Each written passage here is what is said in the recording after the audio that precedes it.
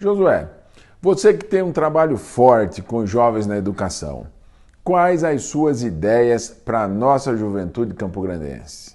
Bluman, eu tenho uma proposta de um programa que estimula e fortalece o potencial criativo, inovador e empreendedor dos nossos jovens. Vamos trabalhar para que esses jovens tenham oportunidades reais de trabalho e geração de renda. Com você na prefeitura e eu lá na Câmara de Vereadores, faremos um excelente trabalho no resgate da cidadania dos nossos jovens, proporcionando condições do desenvolvimento do seu potencial criativo, inovador e empreendedor. Oportunidade real para gerar renda para toda a família. Excelente ideia, Josué.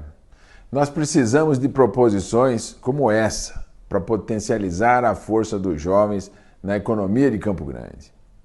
Olha, Josué é um excelente candidato a vereador, preparado, com propostas e ideias que vão revolucionar a nossa cidade.